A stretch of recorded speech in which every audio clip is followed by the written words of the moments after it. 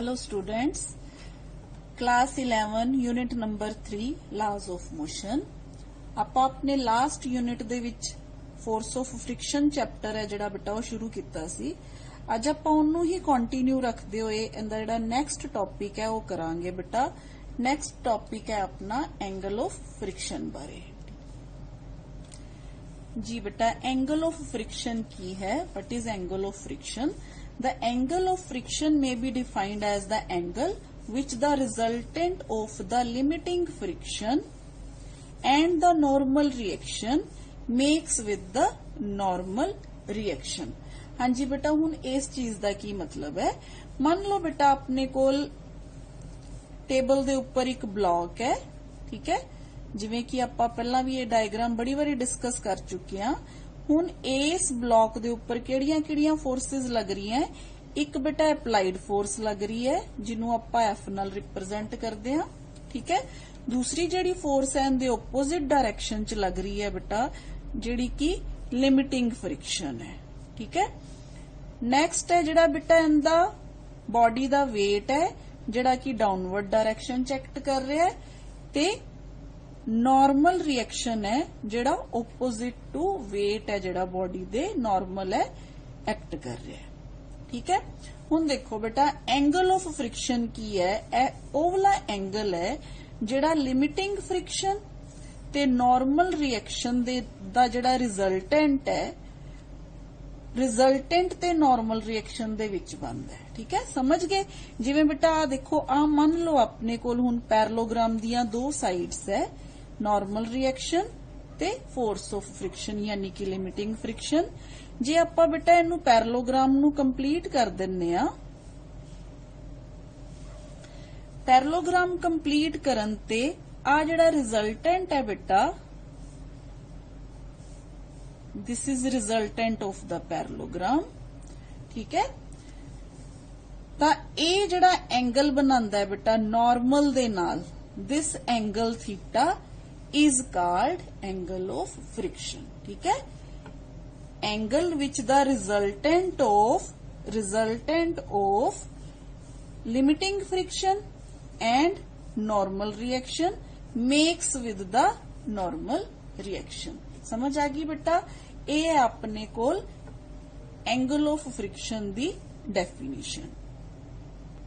हाँ जी, it means बेटा the angle theta between the normal reaction and the resultant OC is angle of friction, ठीक है। हाँ जी बेटा, हुण आपां करना की है, आपां रिलेशन फाइंड आउट करना है कोफिशिएंट ऑफ फ्रिक्शन ते एंगल ऑफ फ्रिक्शन दे विचकार, ठीक है। रिलेशन किवें फाइंड आउट करांगे आपां? Relation between angle of friction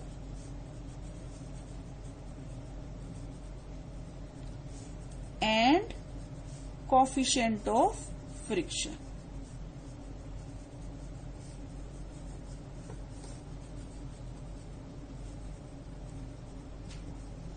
हाँ जी बेटा, सेम यही डायग्राम दे विच जे आपां इस ट्रायंगल दे विचों टेंजेंट थीटा दी वैल्यू है जिहड़ी ओ फाइंड आउट करनी होए, देखो अपने कोल ट्रायंगल है, दिस इज बी, ठीक है। Here tangent theta is equal to BC divided by OB, ठीक है, BC divided by OB। आपां राइट एंगल ट्रायंगल ले लिया।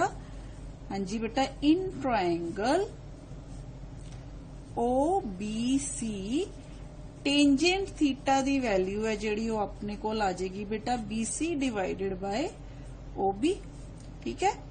हुण बेटा BC है जिहड़ा वो किदे बराबर है? OA दे बराबर, ठीक है। OA divided by OB। Now what is OA? OA is nothing but limiting friction, ठीक है। दिस इज FS मैक्सिमम, आपां इहनूं लिख लैंदे आ limiting friction divided by R, ठीक है। तां अपने कोल टेंजेंट थीटा दी वैल्यू है जिहड़ी वो किदे बराबर आ गई? F डिवाइडेड बाय R, यानी कि limiting friction divided by R। ते इनू आपां बेटा कह दांगे जदों आपां लिमिटिंग फ्रिक्शन लैने आ बटा R तां अपने कोल वैल्यू कादी आ गई म्यू एस, यानी कि स्टैटिक फ्रिक्शन दी। ठीक है, तां ए की है बेटा अपने कोल कोफिशिएंट ऑफ स्टैटिक फ्रिक्शन। तां इहदा मतलब बेटा टेंजेंट थीटा जिहड़ा है अपने कोल वो किदे बराबर है बेटा, टेंजेंट थीटा जिहड़ा है वो कोफिशिएंट ऑफ स्टैटिक फ्रिक्शन दे बराबर है। इत्थों आपां की प्रूव करता कि जिहड़ा कोफिशिएंट ऑफ फ्रिक्शन है वो किदे बराबर है, एंगल ऑफ फ्रिक्शन, यानी कि tangent of angle of friction दे बराबर है। Tangent of the angle of friction is equal to coefficient of static friction. हाँ जी बेटा, नेक्स्ट आपां गल करांगे एंगल ऑफ रिपोज दी। बेटा जदों आपां एंगल ऑफ फ्रिक्शन कीता ते आपां जिहड़ा सरफेस है वो आपां मन्निया कि होरिजोंटल सरफेस है ते उहदे उपर की है एक ब्लॉक पिया होया है। ठीक है, ब्लॉक नूं आपां इस तरह एप्लाइड फोर्स लगा रहे हैं। हुण आपां की करना है बेटा, आपां हुण ब्लॉक है जिहड़ा ओनू होरिजोंटल सरफेस दे उपर नहीं रखना, आपां ओनू इनकलाइंड सरफेस दे उपर रखना है। देखो इनू थोड़ा टेढ़ा कर दांगे, इनकलाइंड हो जाएगा। आ देखो जदों आपां इनू इनकलाइंड सरफेस नू इस हद तक टेढ़ा कर दांगे कि ये जिहड़ा ब्लॉक है नीचे फिसलना शुरू हो जाएगा, तां होरिजोंटल दे नाल जिहड़ा एंगल बनदा है ना बेटा इनदा इनकलाइंड सरफेस दा, इनू आपां की कहने आ बेटा, इनू आपां कहने आ एंगल ऑफ रिपोज। ठीक है, तो फिर बेटा एंगल ऑफ रिपोज की है, it is the minimum angle that an inclined plane makes with the horizontal when a body placed on it just begins to slide down. ठीक है, इनकी डायग्राम देखो तो क्लियर हो जाएगा बेटा। मान लो अपने को आ हॉरिजॉन्टल प्लेन है, आ बेटा अपने कोल इनकलाइंड प्लेन है, इनदे उपर आपां ब्लॉक रखिया। हुण आपां इस इनकलाइंड प्लेन नू इन्ना को उपर उठाता है कि आ जिहड़ा एंगल है मान लो एल्फा एंगल है, एल्फा एंगल ते जदों आपां इनकलाइंड प्लेन नू टेढ़ा कर दिंने आ ते इह जिहड़ा ब्लॉक है की होना शुरू हो जाता है, नीचे नू फिसलना शुरू हो जाता है, ये नीचे नू आना शुरू हो जाता है। तां जिहड़ी फोर्स ऑफ फ्रिक्शन हुण किधर नू लगेगी बेटा, इस डायरेक्शन च लगेगी। ठीक है, तां ये जिहड़ी फोर्स है इनू आपां की कहने आ लिमिटिंग फ्रिक्शन। ठीक है, हुण बेटा इस ब्लॉक ते किहड़ियां-किहड़ियां फोर्सेस लगदियां तुसीं ध्यान नाल देखो। फर्स्ट ऑफ ऑल बेटा जदों भी आपां कोई चीज किसी सरफेस दे उपर रखदे आ ते उस चीज दा जिहड़ा वेट है ना वो हमेशा डाउनवर्ड डायरेक्शन च एक्ट करदा है, बिल्कुल हॉरिजॉन्टल सरफेस ते 90 डिग्री दे एंगल दे हिसाब नाल, यानी कि आ जिहड़ा वेट है ये इस डायरेक्शन च डाउनवर्ड डायरेक्शन च एक्ट करेगा। ठीक है, पर जिहड़ा नॉर्मल रिएक्शन हुंदा है ना वो बॉडी दे नाल 90 डिग्री दा एंगल बनांदा है। हुण बॉडी अपने कोल किहड़ी है, आ ब्लॉक है, तां ब्लॉक दे नाल 90 डिग्री दा एंगल किवें बनेगा बेटा अपना, इस हिसाब नाल बनेगा। Now this is normal reaction. ठीक है, and this is weight of the body. हुण अपना जिहड़ा वेट है बॉडी दा, जिवें जिवें आपां आ जिहड़ा एंगल है वधाई जावांगे उवें उवें तुसीं देखो बेटा आ जिहड़ा एंगल है ना वो भी की हुंदा जाएगा, वधदा जाएगा। यानी कि आ जिहड़ा mg है इनू आपां दो कंपोनेंट्स च ब्रेक कर सकते हैं। एक कंपोनेंट तां बेटा आ हो गया, this is mg cos alpha, why because this is alpha.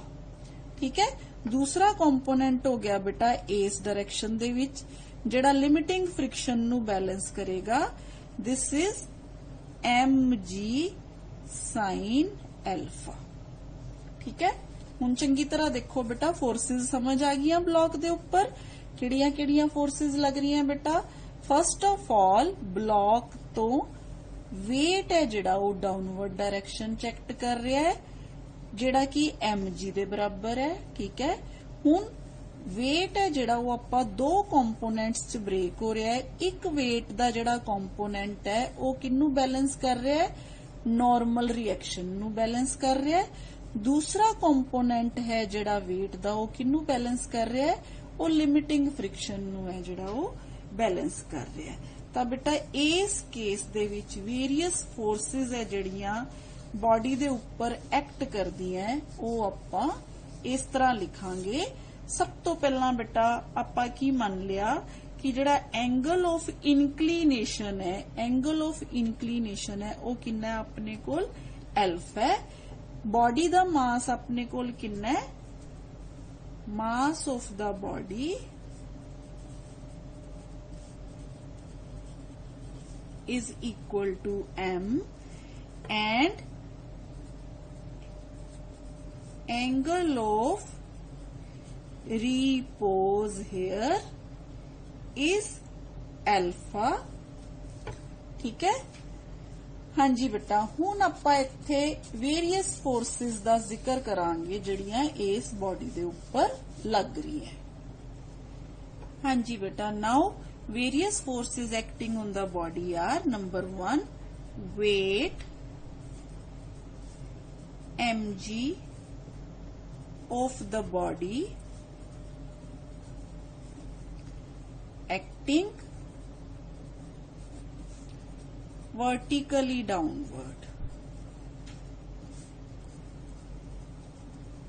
ये बिल्कुल वर्टिकली डाउनवर्ड्स लगता है। ठीक है, सेकंड पॉइंट, सेकंड फोर्स है जिहड़ी बेटा वो द लिमिटिंग फ्रिक्शन।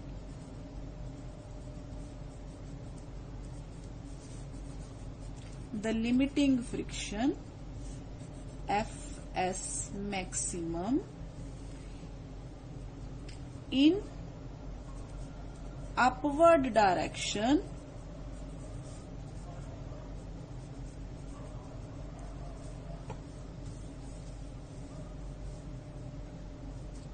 हाँ जी बेटा, अपवर्ड डायरेक्शन किंदे अलोंग द इंक्लाइंड प्लेन। ठीक है, अलोंग द इंक्लाइंड प्लेन। क्यों बेटा अपवर्ड डायरेक्शन च लगेगी, क्योंकि बॉडी है जिहड़ी वो नीचे नू फिसल रही है, ਤਾਂ बॉडी दी मूवमेंट दे ओपोजिट ऊपर वाली डायरेक्शन च जिहड़ी वो की लगेगी, लिमिटिंग फोर्स ऑफ फ्रिक्शन है जिहड़ी वो एक्ट करेगी। थर्ड पॉइंट बेटा, हाँ जी बेटा, नाल ही ये जिहड़ी फोर्स है हुण ये किन्नू बैलेंस कर रही है, मैं अगे भी तुहानू दस्सिया ਇਹ वाली फोर्स है जिहड़ी ये बैलेंस करेगी mg sin alpha is equal to fs maximum। ठीक है, नाउ बेटा थर्ड पॉइंट, थर्ड है जिहड़ा यानी कि नेक्स्ट फोर्स है जिहड़ी वो की है द नॉर्मल रिएक्शन।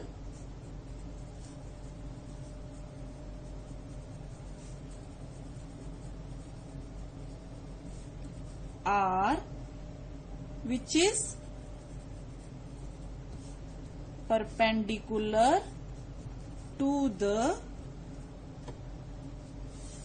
हाँ जी बेटा ये परपेंडिकुलर टू द की होएगी इंक्लाइंड प्लेन, इंक्लाइंड प्लेन। ठीक है, हुण ये वाली फोर्स किन्नू बैलेंस करती है बेटा, दिस फोर्स बैलेंसेस, आ देखो mg cos अल्फा। ठीक है, mg cos अल्फा ते r दोनों एक दूसरे नू की कर रहे हैं, बैलेंस कर रहे हैं। तां आपां कहांगे r is equal to mg cos alpha. ठीक है बेटा, आ दो इक्वेशंस अपने कोल हो गईयां 1 एंड 2। ठीक है, हुण आपां की करांगे बेटा, ये दोनों इक्वेशंस नू आपां डिवाइड कर Dange. Dividing equation 1 and 2 we get, हाँ जी बेटा आपां किवें इनू डिवाइड करना है, fs maximum divided by r is equal to mg sin alpha over mg cos alpha। ठीक है, नाउ बेटा mg ते mg कैंसल हो गए, तो अपने को इक्वेशन की बच गई fs मैक्सिमम यानी कि limiting friction over normal reaction is equal to tangent of alpha. ठीक है, हाँ जी बेटा, which is again equal to mu S static friction. ते यही चीज बेटा आपां पिछे प्रूव कीती सी एंगल ऑफ फ्रिक्शन दे विच भी। ठीक है, mu S is equal to tangent theta, mu S is equal to tangent alpha. तो इन्हां दोनों इक्वेशंस तो आपां नूं की पता चलदा है, इन्हां दोनों इक्वेशंस तो आपां नूं ये पता चलदा है कि theta and alpha they are equal. तो आपां की कहांगे बेटा, theta is equal to alpha. ठीक है, where theta is angle of friction and alpha is angle of repose. Thus, angle of repose is equal to angle of friction. हाँ जी बेटा, नेक्स्ट आपां देखांगे कि कोई भी बॉडी नूं जदों आपां स्लाइड करदे आ किसी सरफेस दे उपर ते नैचुरली उत्थे फोर्स ऑफ फ्रिक्शन लगदी है। हुण आपां किन्नी वारी ये चीज देख ली, तां आपां नूं की करना पैंदा बेटा, एफर्ट करना पैंदा है। तो आपां हुण ओही एफर्ट यानी कि work done in sliding a body over horizontal surface ये फाइंड आउट करांगे। ठीक है, आपां मान लैंदे आ बेटा, सपोज हाँ जी बेटा, आपां ये मान लैंदे आ कि आपां की कीता, फोर्स अप्लाई कीती F. Suppose a force F is applied, ठीक है, in moving या to slide a body on horizontal surface।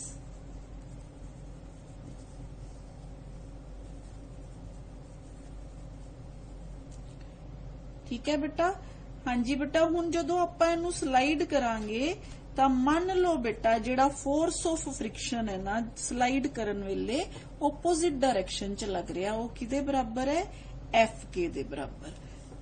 Late F के बी द काइनेटिक फ्रिक्शन। क्यों काइनेटिक फ्रिक्शन बेटा, क्यों, क्योंकि हुण बॉडी है जिहड़ी वो रिलेटिव मोशन च है, उन्हें मूव करना शुरू करता है। ठीक है, ता हुण वर्क डन फिर की होएगा बेटा, against this kinetic friction, work done against kinetic friction, against friction या kinetic friction in moving body. मान लो थ्रू डिस्टेंस एस। मान लो बेटा आपां इस बॉडी नूं इस पोजीशन ते लेके जाना है, तो आ जिहड़ा डिस्टेंस है अपने कोल कितना है, एस है, यानी कि इस पोजीशन ते आपां बॉडी नूं लेके जाना है, इस पोजीशन तो आ वाला डिस्टेंस जिहड़ा कितना है अपने कोल एस है। तो आपां work done against friction in moving body through distance S किवें कैलकुलेट करांगे। आपां नूं पता है बेटा जिहड़ा वर्क हुंदा वो किदे बराबर हुंदा, फोर्स इनटू डिस्टेंस दे बराबर हुंदा है। ठीक है, तो W is equal to force. Force केड़ी है बेटा, हुण अपने कोल काइनेटिक फ्रिक्शन है, फोर्स इनटू डिस्टेंस। ठीक है, नाउ बेटा we know that F K is equal to mu K R. ठीक है, आपां पहला भी पढ़ चुके हैं, F K is equal to mu के टाइम्स आर। ठीक है, ते दूसरी गल आर किदे बराबर है बेटा, इत्थे देखो आर जिहड़ा है वो एम जी दे बराबर है, that is F K is equal to mu के इंटू एम जी। ठीक है, तो जे ए म्यू के इंटू एम जी दे बराबर है तो बेटा फिर अपने को वर्क डन किदे बराबर आ गया, ठीक है। W की वैल्यू फिर अपने कोल कितनी आ गई, W इज इक्वल टू बेटा म्यू के, ठीक है, अपने कोल म्यू के mg इंटू S आ गया, ठीक है। आपां की कीता बेटा, काइनेटिक फ्रिक्शन दी वैल्यू है जिहड़ी वो आपां इत्थे पुट करती, S आपां एज इट इज रहन दिता। तां this is work done in sliding a body over a horizontal surface. हाँ जी बेटा, नैक्सट जिहड़ा टॉपिक है आपां डिस्कस करांगे बेटा वो रोलिंग फ्रिक्शन बारे। रोलिंग फ्रिक्शन की है बेटा, आपां व्हील्स देखे है ना बेटा। हुण देखो बेटा, मान लो तुहाडे कोल ना आ दो ब्लॉक्स है, एक ब्लॉक है जिहड़ा बेटा इस तरह हॉरिजॉन्टल सरफेस दे उपर पिया है, ठीक है। तुसी ओनू फोर्स लगा के इस तरह स्लाइड करना है, ठीक, यानी कि एक जगह तो दूसरी जगह लेके जाना है ओनू फोर्स लगा के, ठीक है। दूसरा ब्लॉक है जिहड़ा बेटा तुहाडे कोल इस तरह पिया होया है, उस ब्लॉक दे नीचे की है व्हील्स लगे हुए है। हुण तुसी इनू जिहड़ा है फोर्स लगा के स्लाइड करना है। ਤਾਂ ਤੁਸੀਂ ਦੋਨਾਂ ਵਿੱਚੋਂ ਤੁਹਾਨੂੰ ਕਿਹੜਾ ਆਸਾਨ ਲੱਗੇਗਾ? ਨੈਚੁਰਲੀ ਦੋਨਾਂ ਵਿੱਚੋਂ ਤੁਹਾਨੂੰ ਇਹ ਵਾਲਾ ਆਸਾਨ ਲੱਗੇਗਾ। ਕਿਉਂ ਆਸਾਨ ਲੱਗੇਗਾ? ਤੁਹਾਨੂੰ ਪਤਾ ਹੈ, ਤੁਹਾਡੀ ਜਿਹੜੀ ਸੈਂਸ ਕਹਿੰਦੀ ਹੈ ਇਸ ਕਰਕੇ ਆਸਾਨ ਲੱਗੇਗਾ ਕਿਉਂਕਿ ਇਹਦੇ ਤੇ ਵੀਲਸ ਲੱਗੇ ਹੋਏ ਹੈ। ਬਟ ਵੀਲਸ ਲੱਗਣ ਦੇ ਨਾਲ ਇਹ ਕਿਉਂ ਆਸਾਨ ਹੋ ਜਾਂਦਾ ਹੈ? ਠੀਕ ਹੈ ਬੇਟਾ, ਤੇ ਇਹ ਸੋਚਣ ਵਾਲੀ ਗੱਲ ਹੈ। ਵੀਲਸ ਲੱਗਣ ਦੇ ਨਾਲ ਇਸ ਕਰਕੇ ਆਸਾਨ ਹੋ ਜਾਂਦਾ ਹੈ ਕਿਉਂਕਿ ਇੱਥੇ ਜਿਹੜਾ ਹੈ ਸਲਾਈਡਿੰਗ ਫ੍ਰਿਕਸ਼ਨ ਦੀ ਜਗ੍ਹਾ रोलिंग फ्रिक्शन है जिहड़ा वो एक्ट करना शुरू कर दिंदा है, जिहड़ा कि स्लाइडिंग फ्रिक्शन तो बहुत बहुत बहुत घट हुंदा है। ठीक है, तो सब तो पहला तो बेटा रोलिंग फ्रिक्शन है कि इनकी डेफिनेशन की है, देख लो जरा। रोलिंग फ्रिक्शन की है बेटा, the force of friction that comes into play when a body rolls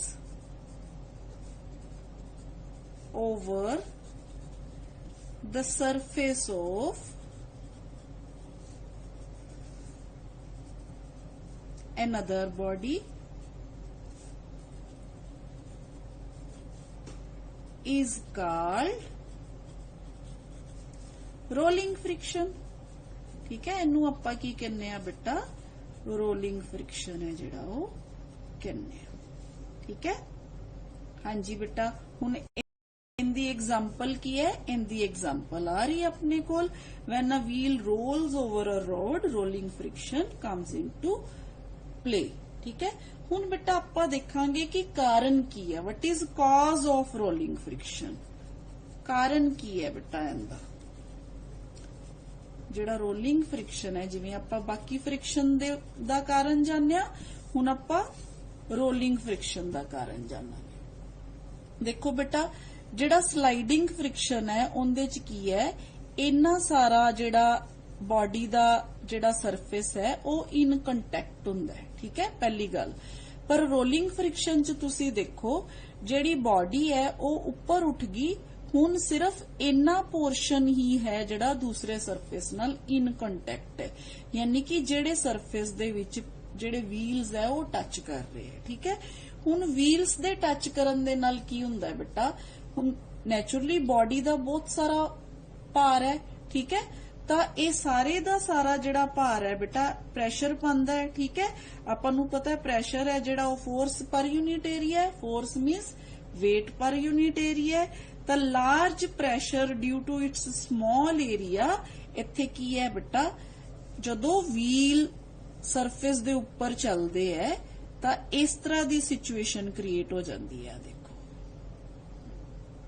जिहड़ी कि आपां नूं दिखाई नहीं दिंदी, पर आ देखो ज्यादा प्रैशर दे नाल आ जिहड़ा इत्थे की आना शुरू हो जाता है, इत्थे डिप्रैशन प्रोड्यूस हो जाता है। ठीक है, डिप्रैशन।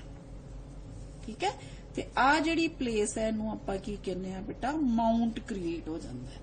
हुण नैचुरली आपां की करना है, आपां इहनूं अगे रेड़ना है, यानी कि इहनूं आपां रोल करना है, इहनूं आपां रोल करना है। हुण रोल करन वास्ते आपां नूं की करना पेगा, फोर्स लगानी पेगी। हुण वो फोर्स है जिहड़ी ਉਹ ਕਿਦੇ ਵਿੱਚੋਂ ਇਹਨੂੰ ਇਸ ਡਿਪਰੈਸ਼ਨ ਚੋਂ ਕੱਢਣ ਵਾਸਤੇ ਲਗਾਣੀ ਪਏਗੀ।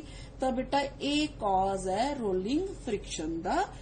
ਠੀਕ ਹੈ, ਕਿਉਂਕਿ ਜਦੋਂ ਆਪਾਂ ਇਹਨੂੰ ਇਸ ਡਿਪਰੈਸ਼ਨ ਦੇ ਵਿੱਚੋਂ ਕੱਢਾਂਗੇ ਤਾਂ ਕੀ ਹੋਏਗਾ ਬੇਟਾ, ਆਪਾਂ ਨੂੰ ਐਫਰਟ ਕਰਨਾ ਪਏਗਾ। ਤੇ ਉਹ ਐਫਰਟ ਜਿਹੜਾ ਕਰਦੇ ਆ ਆਪਾਂ ਕਿਹਦੇ ਅਗੇਂਸਟ ਕਰਦੇ ਆ ਬੇਟਾ, ਰੋਲਿੰਗ ਫ੍ਰਿਕਸ਼ਨ ਦੇ ਅਗੇਂਸਟ ਕਰਦੇ ਆ। ਹਾਂਜੀ ਬੇਟਾ ਕਲੀਅਰ ਹੋ ਗਿਆ। ਆਪਾਂ ਜੇ ਰੋਲਿੰਗ ਫ੍ਰਿਕਸ਼ਨ ਨੂੰ FR ਨਾਲ ਲਿਖ ਲਈਏ ਤਾਂ ਆਪਾਂ ਹੁਣ ਦੇਖੀਏ ਇਹਦੇ ਲਾਜ਼ ਕੀ ਹੋਣਗੇ। ਲਾਜ਼ ਆਫ ਰੋਲਿੰਗ ਫ੍ਰਿਕਸ਼ਨ, FR ਹੈ ਜਿਹੜਾ ਉਹ ਕਿਹਦੇ ਪ੍ਰੋਪੋਰਸ਼ਨਲ ਹੁੰਦਾ ਹੈ, ਨਾਰਮਲ ਰਿਐਕਸ਼ਨ ਦੇ। ਠੀਕ ਹੈ, ਇਹ ਫਰਸਟ ਪੁਆਇੰਟ ਹੋ ਗਿਆ ਬੇਟਾ। ਦੂਸਰਾ ਪੁਆਇੰਟ ਹੈ ਜਿਹੜਾ FR ਹੈ ਜਿਹੜਾ ਰੋਲਿੰਗ ਫ੍ਰਿਕਸ਼ਨ ਹੈ ਉਹ ਜਿਹੜਾ ਕੀ ਹੈ, radius of the rolling cylinder और व्हील दे इनवर्सली प्रोपोर्शनल हुंदा है। ठीक है, यानी कि आ जिहड़ा व्हील है इनदा जिहड़ा रेडियस होएगा उनदे इनवर्सली प्रोपोर्शनल होएगा। ठीक है, तां जे आपां इन्हां दोनों इक्वेशनस नूं कंबाइन कर दईए तां rolling friction is equal to mu r divided by r। This is value of rolling friction. Here mu r is called coefficient of rolling friction. ठीक है बेटा, हाँ जी बेटा मैनू उम्मीद है तुहानू अज दा जिहड़ा टॉपिक है वो समझ आ गया होएगा। नेक्स्ट टॉपिक लेके फिर मिलांगे। बाय।